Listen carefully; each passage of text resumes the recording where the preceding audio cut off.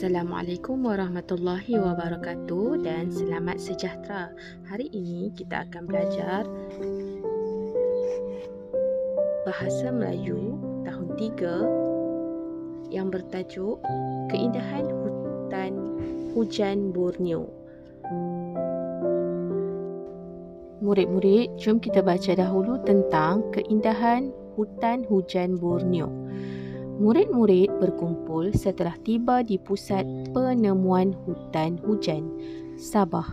Taklimat ringkas diberikan oleh Cikgu Haris. Murid-murid mendengar taklimat dengan tekunnya.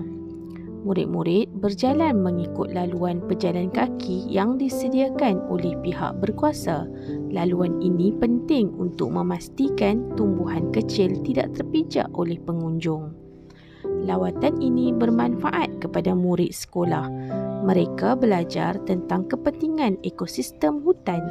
Ilmu tentang penjagaan alam sekitar dapat diamalkan oleh murid-murid dalam kehidupan seharian. Baiklah murid-murid, cerita ini berkisarkan tentang keindahan hutan hujan Borneo, di mana Cikgu Haris ni dia membawa murid-murid ini pergi ke pusat penemuan hutan hujan di Sabah. Okey, jadi cerita ini telah pun cikgu baca. Hari ini kita akan belajar tentang kata kerja pasif. Jika kamu lihat pada perkataan yang berwarna merah, diberi, terpijak, diamalkan, itu adalah kata kerja pasif.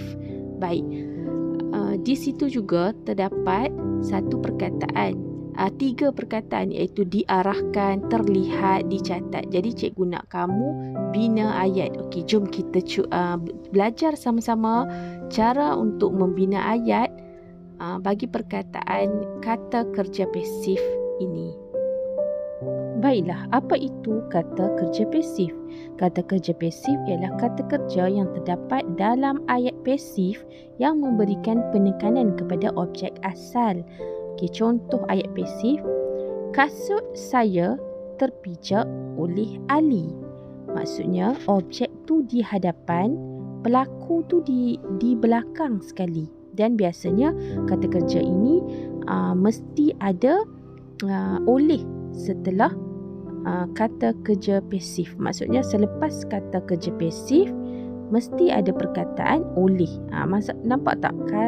Kasut saya tu objek, terpijak tu kata kerja pasif, dan selepas kata kerja pasif terpijak tu mesti ada perkataan oleh. Biasanya macam tu, mesti ada perkataan oleh dan akhir sekali adalah pelaku, iaitu Ali. Okey, contoh ayat aktif, tengok, Ali memijak kasut saya. Kalau lihat, pelaku tu di hadapan. Kalau ayat aktif, pelaku tu di hadapan, iaitu Ali. Kemudian kata kerja aktif memijak. Kemudian kasut saya itu adalah objek. Hari ini kita akan belajar dua kata kerja, iaitu kata kerja pasif diri ketiga dan juga kata kerja pasif diri dengan awalan ber dan ter. Okey, yang pertama, kata kerja pasif diri ketiga ni terbentuk apabila kata kerja pasif bergabung dengan imbuhan. Contohnya diper, dikan, dia maksudnya dia ada banyak di. Contohnya, disapu, disenangi, dijelaskan, dipercayai, diperbesarkan, diperdengarkan dan sebagainya. Okey, contoh lagi. Contoh ayat dia, tindakan Sami itu tidak disenangi oleh majikannya. Kan cikgu dah cakap, mesti ada perkataan oleh. Dan juga ada kata kerja pasif tu ada juga perkataan disenangi, dijelaskan, diperdengarkan, dan selepas kata kerja pasif mesti ada perkataan oleh, dan pelakunya adalah di hujung ayat. Macam tu. Jadi kita pergi kepada kata kerja pasif dengan awalan ber dan ter. Okey, kata kerja pasif dengan awalan ber dan ter terbentuk apabila kata kerja pasif menerima awalan ber dan ter. Contohnya, berjahit, bersapu, tertelan, terambil dan sebagainya. Jadi berbalik pada cerita keindahan hutan hujan Borneo, okey. Yang pertama tu ada perkataan warna merah iaitu diberikan. Ayatnya adalah taklimat ringkas diberikan oleh Cikgu Haris. Awak nampak tak? Selepas perkataan, selepas kata kerja pasif iaitu diberikan, mesti ada perkataan oleh, kemudian pelakunya di hujung sekali, kemudian noktah Cikgu Haris. Okey, seterusnya kita akan membina ayat tentang perkataan diarahkan. Okey, macam mana nak bina ayat dia? Okey, contohnya macam ni. Semua murid diarahkan oleh Cikgu Haris untuk mendengar taklimat. Seterusnya kita akan membina ayat terlihat. Okey, sebelum tu kita baca dulu ayat yang telah diberikan, ayat yang warna merah tu. Dia cakap apa? Dia tulis apa? Laluan ini penting untuk memastikan tumbuhan kecil tidak terpijak oleh pengunjung. Terpijak ialah kata kerja pasif. Lepas tu, selepas itu dia letak oleh. Okey, dia letak perkataan oleh dan terakhir sekali adalah pelaku iaitu pengunjung.